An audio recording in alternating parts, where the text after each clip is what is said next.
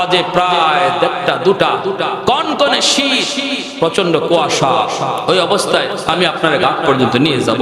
কইয়া লয়ে যেতেছে, ভালো কথা আলহামদুলিল্লাহ। কিছু দূর যাবার পরই আল্লাহর ওলি বলতেছেন, বেটা তুমি আমাকে এখানে নামায় দাও। মাঝি কই, হুজুর এটা কি বলেন? এখান থেকে আপনার বাড়ি পর্যন্ত যেতে বিশাল হাওর পাড়ি দেওয়া লাগবে, নৌকা তো আপনার ঘাট পর্যন্ত যাবে, হুজুর এখানে কেন নামবেন? হুজুর বলেন, বাবা এত প্রশ্ন করিস না, এত প্রশ্ন করবি না, তুই আমাকে এখানে নামায় দে। মাঝি কই, হুজুর বেয়াদবি যদি মনে না করেন হুজুর, কষ্ট হবে, একা একা ভয় লাগবে আপনার, কনকনে শীত, রাস্তাও চিনবেন কিনা ঠিক নাই, কারণ কিছু দেখা যায় না। আল্লাহর ওলি বলেন, বাবা বুঝবি না, বুঝবি না, বুঝবি না, এত কথা বলবি না, আমাকে এখানে নামায় দেয়, আমি পায়ে হেঁটে বাড়ি যাব। মাঝি বাধ্য হয়ে হুজুরকে নামায় দিল, অথচ পূর্বে হুজুর বলছেন ঘাটে যাবেন, হঠাৎ করে বলতেছেন এখানে নামবেন। মাঝি নামায় দিছে, কিন্তু মাঝির মনে মনে খেয়াল হলো আমি একটু পিছনে পিছনে যাব আর দেখবো হুজুর কেন কি জন্য এখানে নামলেন। মাঝি পিছনে পিছনে নামছে, হুজুর কিন্তু টের পান নাই। হুজুর সামনের দিকে হাঁটতেছেন, পিছন থেকে মাঝি দেখতেছে একজন মানুষ নামাইলাম, তিনি হাঁটতেছেন। একটু পরেই দেখা যায় আল্লাহর ওলির ডানে বামে সামনে পিছনে শয়ে শয়ে মানুষ ওনার সাথে হাঁটতেছে।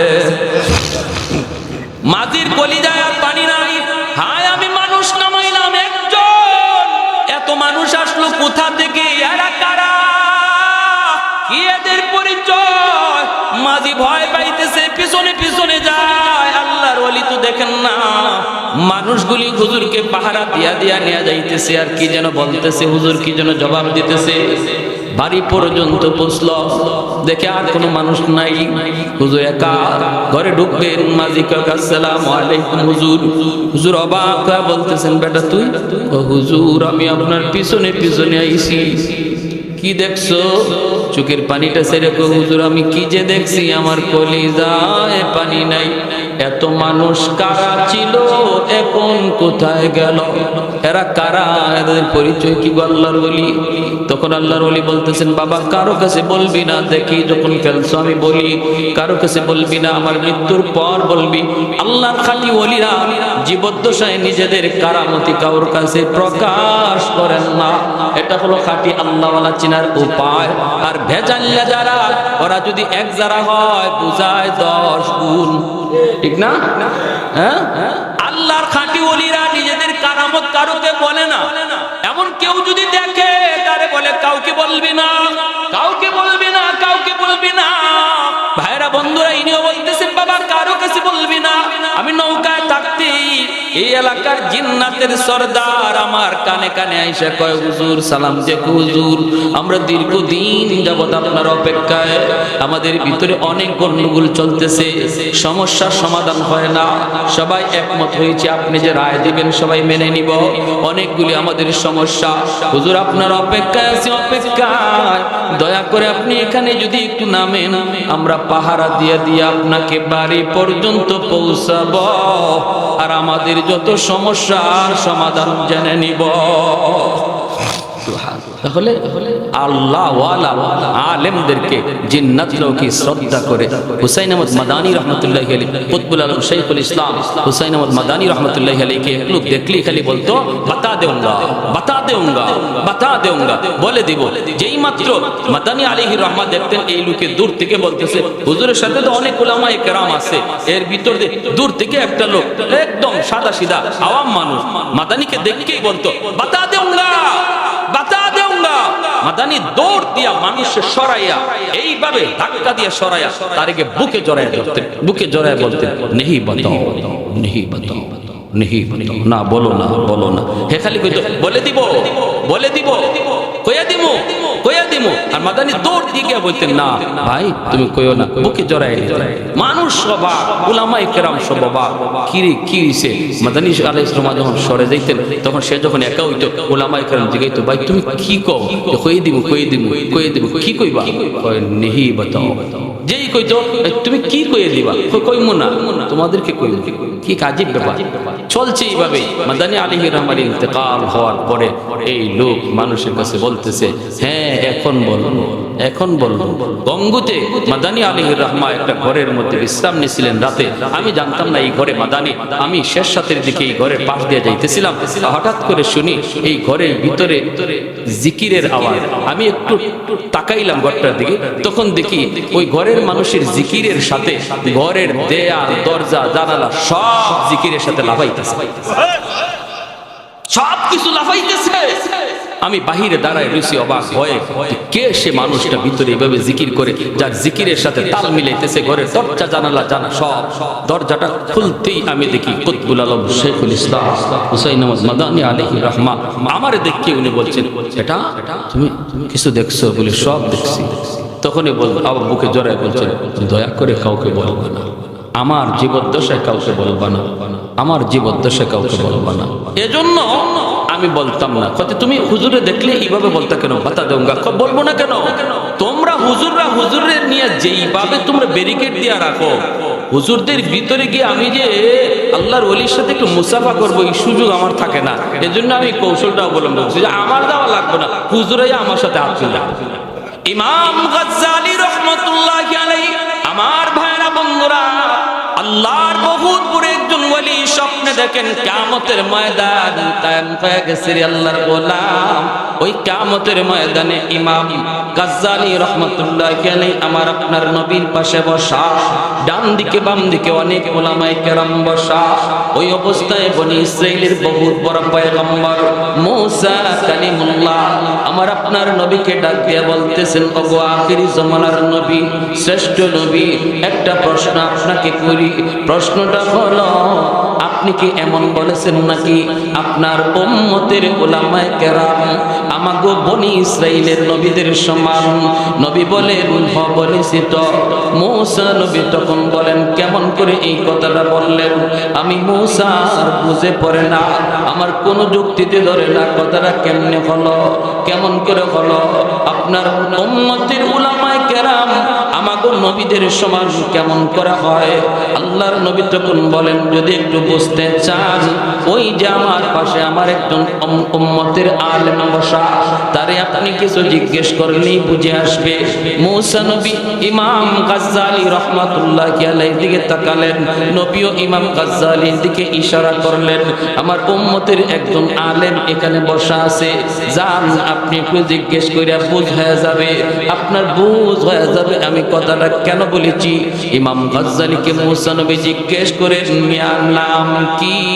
ইমাম গাজ্জালী কয়, আমার নাম গাজ্জালী, আমার বাপের নাম অমুক, দাদার নাম অমুক, দাদার বাপের নাম অমুক, তার বাপের নাম অমুক, তার বাপের নাম অমুক, তার বাপের নাম অমুক।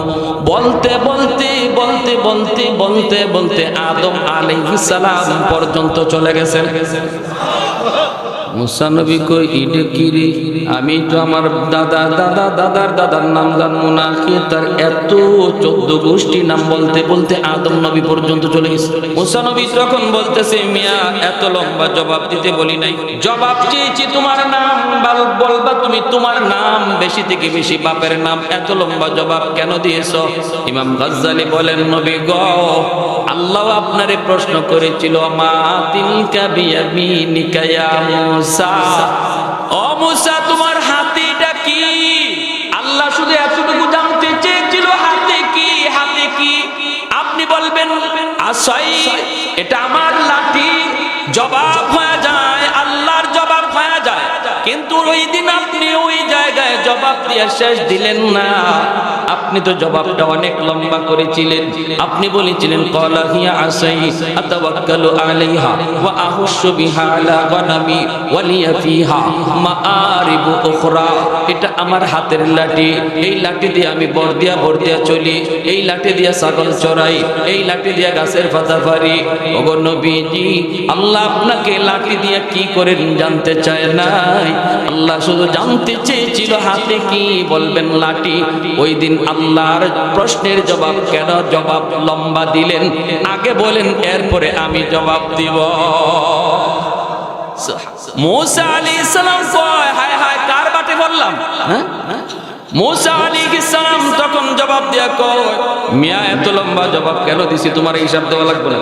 বলে আপনার যেই জবাব আমারও সেই জবাব। মুসা আলাইহিস সালাম নরম নবী না গরম? হ্যাঁ, গরম হইলে মাথার চুল টুপি ছিদ্র হইয়া চুলগুলা খাড়ায় যেত। যার একটা পরে এক লোক মরে গেছে, আর একটা পরে আজরাইলের চোখ কানা হয়ে গেছে। আর ফেরাউনে এক চর খাইছিল, সেই শিশুকালে চর খাইছিল ফেরাউনে। যখন মুসা নবীরে ফেরাউন কোলে নিছে আদর করব, চুমা দিতে গেছে নবী, তিনি তো শিশু, দুধের শিশু, কিন্তু বুঝে গেছেন নবীরা যদিও দুধের শিশু, কিন্তু তারা সব বুঝে ফেলেছে হারামি আমার গালে চুমা দিতে চায়। নিজেরে তুই খোদা দাবি করস, নিজেরে তুই খোদা দাবি করস, কত বড় নাফরমান, তুই বুঝি আমার গালে চুমা দিবি? ইম্পসিবল। মুখটা তিনি সরায় নিলেন, গানটা সরায় নিলেন। ফেরাউনের চুমা দিতে পারে নাই। আবার ফেরাউনের কোলে বইসা ওর গালে একটা কষায়া চর মারছেন। ফেরাউনের চর খায়া কয় আসিয়া, দৌড়ে আসছে, কারণ আসিয়াই তো আদর কইরা মুসা নবীরে পাচ্ছেন। কি হইছে কইও না, যেটা মনে মনে ভাবতেছিলাম কি কি আমি তো ভয় পাইতেছিলাম। ওই পোলা কেডা, ওই পোলাটা কেডা যার হাতে আমার রাজত্ব যাবে, আমার ক্ষমতা যাবে? বনি ইসরাইলের ওই পোলা ওই সন্তানকে এখন তো যা দেখতেছি এটা আমার ঘর। আসিয়া বলে এটা কেমন করে তুমি বুঝনা? কই আমি চুমা দিতে গেছি, চুমা লয় নাই। এতটুকুই শেষ না গো আসিয়া, আমার গালে একটা বদলা দিছে, বদলা। চুমা দিতে চাইছেন, এটা বদলা দিছে, এমন জোরে দিছে, এখন আমার গালটা লাল হয়ে রইছে। আসিয়া কই তুমি যে কি কও না, তোমার মাথা নষ্ট হয়ে গেছে। ছোট পোলাপান বুঝে না সোজে না, হয়তো হাত নাড়ানাড়ি করছে। বাচ্চারা এইভাবে হাত নাড়ানাড়ি করে, পা নাড়ানাড়ি করে, হাতটা হয়তো তোমার গালে লাগছে, তুমি কও চর। ফেরাউন কয় আসিয়া চরটা আমি খাইছি, আমি বুঝতেছি। এটা বুঝা মারছে না বুঝা মারছে, এই চোরের ভিতরে কি পরিমাণ শক্তি আমি বুঝতেছি। বলের হাত দুর্বল নয়, দুর্বলের হাতের সাথে সবলের হাত আছে নি না? না, ওলামায়ে কেরামকে যারা দুর্বল মনে করো, ওলামায়ে কেরাম দেখতে দুর্বল, কিন্তু তাদের সাথে সবলের হাত আছে নি না? নাই। ভাইরা বন্ধুরা, জন্য দুর্বলকে দুর্বল বাবা, বোকামি বোকামি বোকামি। এজন্যই নবী বলেছেন দুর্বলের উপরে জুলুম করবা না, কারণ দুর্বলের সাথে আল্লাহ আছেন। দুর্বল যদি আহ কয় আল্লাহর আরশ পর্যন্ত পৌঁছতে কোনো বাধা থাকে না। আল্লাহর নবী বলেন সালাসাতুন দাওয়াতুম মুস্তাজাবাতুন লা শাক্কা ফি, দাওয়াতুল মাজলুম, দাওয়াতুল মুসাফির ওয়া দাওয়াতুল ওয়ালিদ আলা ওয়ালাদিহি। মজলুমের দোয়া থেকে বাইচো, কারণ মজলুমের দোয়া আল্লাহর দরবারে পৌঁছতে মাঝখানে কোনো বাধা থাকে না। উলামায়ে কেরাম মজলুম, কিন্তু উলামায়ে কেরামের শব্দ আল্লাহর আরশ পর্যন্ত পৌঁছে যাবে। যেদিন আল্লাহ হাত বের করবে সেদিন বাঁচবার উপায় থাকবে। এজন্য বলি দুর্বলকে দুর্বল বাবা ঠিক নয়। মুসা নবী ছোট্ট দুর্বল। ফেরাউন কয় চর আমি খাইছি, আমি বুঝি কি জাত চর। আসিয়া বলে না বুঝা মারছে। ফেরাউনে কয় না বুঝা মারছে। কয় তাহলে পরীক্ষা হয়ে যাক, বুঝা না বুঝা। কেমনে? কয় আগুন রাখো এক জায়গায়, স্বর্ণ রাখো এক জায়গায়, মুসারে ছেড়ে দাও। ছোট বাচ্চা হাঙ্কুর ডালা দিয়া পায়ে হাত দিয়ে পায়ের উপর ভর দিয়া দেখবো কোন দিকে যায়। যদি স্বর্ণের মধ্যে ধরে, ফেরাউন কয় তাহলে বোঝা গেল সে ভালোই বুঝে কোনটা আগুন কোনটা স্বর্ণ।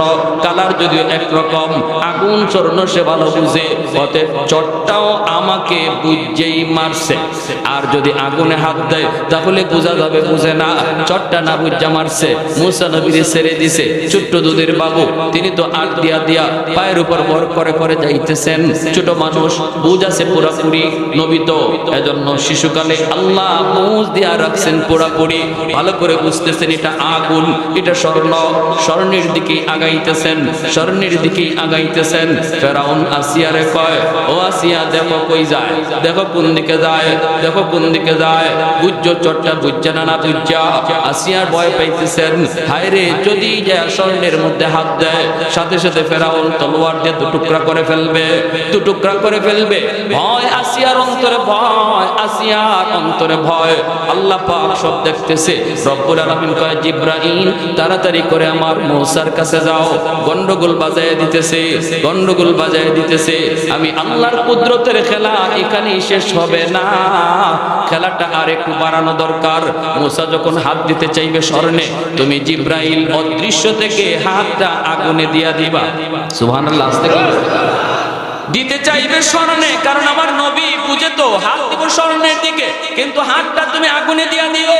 মূসা নবী হাত তিনি বাড়াইলেন, আর জিবরাইল আলাইহিস সালাম অদৃশ্য থেকে হাতটা আগুনে ধরায় দিলেন। আগুনে ধরাইলেন, শুধু তা না, ফেরাউনের এই সন্দেহ দূর করার জন্য আগুনের একটা কয়লার টুকরা তিনি হাতে নিয়ে মুখেও লাগাইয়া দিলেন। শিশু বাচ্চাদের যে অভ্যাস, কিছু ধরলেই সাথে সাথে মুখে দেয়, ঠিক না? এটা পাক না না পাক, খাওয়ানোর বস্তু না খাওয়ানোর বস্তু না, বুঝে না। এই জিনিসটা বোঝানোর জন্য মুখের মধ্যে দিয়ে দিলেন। এজন্য জিহ্বার আগাটা একটু জ্বলে গেছিল। মুসা নবীর কথা বলতে একটু কষ্ট হতো, অস্পষ্ট হতো। এজন্যই নবুয়ত পাওয়ার পরে তিনি বলেছিলেন, আল্লাহ আমার ভাই হারুনকে আমার সাথে দিয়ে দাও দাওয়াতের জন্য, কারণ আমার ভাই হারুনের জবান বড় স্পষ্ট। হুয়া আফসাহু মিন্নি, হুয়া আফসাহু মিন্নি, আমার চেয়ে তার কথাটা স্পষ্ট। এজন্য বলতেছিলাম মুসা নবী এত গরম, এত গরম। ইমাম গাজ্জালিকে বলতেছেন, মিয়া তোমার কি আমার জবাব দেওয়া লাগবে নাকি? আমি আপনার প্রশ্নের জবাব কেন লম্বা দিয়েছিলাম? ইমাম গাজ্জালি বলেন, দিতে হবে, কারণ আপনার যে জবাব আমারও সেই জবাব। মুসা নবী বলতেছে, আচ্ছা তুমি তো আমার পেছে ফেলাই দিছো, তো ঠিক আছে, আমি আল্লাহর প্রশ্নের জবাব কেন লম্বা দিছি জানো? মাহবুবের সাথে, মাশূকের সাথে কেউ যদি কথা বলার সুযোগ পায়, মহব্বতের মানুষের সাথে, কম কথায় মন ভরে না, কথার একটু বাড়াইতে মন চায়, ঠিক না? ঠিক না? এটা বুঝি তো ভালো। কি দিয়া খাইছো, কখন ঘুমাইছো, হ্যাঁ, চিংড়ি মাছ না ইলিশ মাছ, হাই হাই হাই, কত প্রশ্ন এই আধা ঘন্টা। কিন্তু নিজের মার সাথে কথা বলতে যে, বেটা কোথায় আছো? বাজারে আছি, আইতেছি। মা এই কথাটা করার সুযোগ পায় না, বেটা আমার ওষুধ নাই, আমার ওষুধটা আনবি, এতটুকু টাইম আমার নাই। ঠিক আছে আমি আসতেছি, মার ওষুধ আনতে হবে, এই টাইমটা আমার নাই। কিন্তু মায়ার মানুষ, মনের মানুষের সাথে কথা বলার সময় ঘন্টা আধা ঘন্টা চলে যায়, মোবাইলও গরম হয় না, কানেও তখন ব্যথা হয় না। আসেনি না নাই? হ্যাঁ, মুসা নবী বলেন, প্রিয় মানুষ, মনের মানুষের সাথে কথা বলতে মন শুধু চায় লম্বা করতে। আমি আমার মাশূক, আমি আমার মাহবুবের সাথে কথা বলার সুযোগ পেয়েছি। এজন্য আল্লাহ আমাকে জিজ্ঞেসে, ইয়া মুসা ওমা তিলকা বিয়ামিনিকা ইয়া মুসা, মুসা হাতে এটা কি? আমি যদি জবাব দিয়ে দিই, ক্বালা হিয়া আসাই, এটা আমার হাতের লাঠি, জবাব তো শেষ হয়ে যায়, মন তো ভরে না। এজন্যই লম্বা করছি। ইমাম গাজ্জালি বলেন, নবী গো, তাহলে জবাব আমারও একই জবাব। আমি বনি ইসরাইলের এত বড় পয়গম্বর মুসা কালিমুল্লাহ, যার সাথে আল্লাহ জমিনে বৈশা আল্লাহ পাক 3000-এর উপরে কথা বলেছেন, এত বড় পয়গম্বরের সাথে কথা বলার সুযোগ পাইছি। এক কথায় আমার মন ভরে না, তাই লম্বা করছি। ইমাম গাজ্জালি বলেন, আমার আপনার নবীর দিকে তাকাইয়া মুহাম্মদ দিলটা খুশ হয়ে গেল, তোমার কথা বেশ সঠিক। উলামা উম্মতি কা আমবিয়ায়ে বনি ইসরাইল। ভাইরা বন্ধুরা, এজন্য এই উম্মতের উলামায়ে কেরামের এত দাম, এত মর্যাদা, এত সম্মান কে দিয়েছেন? আল্লাহ। কোন মন্ত্রী দিয়েছে? সরকার দিছে?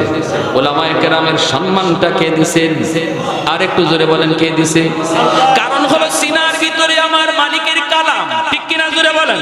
হাজারো হাজারো কোটি কোটি সিনার ভিতরে আল্লাহ যে সিনাটাকে নিজে পছন্দ করেছে, আল্লাহ হাজারো হাজারো বুকের সিনার ভিতরে যেই সিনাটাকে আল্লাহ পছন্দ করেন, ওই সিনাতেই মালিক তার কালামকে আমানত রাখে।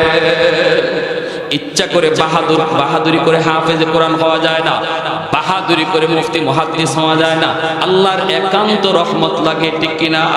কোটি কোটি টাকা বাবা খরচ করতেছে সন্তানের পিছনে, এরপরও ছেলে হাফেজে কোরআন হইতে পারে না। আবার গরিবের ছেলে, টাকা নাই পয়সা নাই, দেখা যায় অল্প দিনে হাফেজে কোরআন হয়ে গেছে। আসেনি না?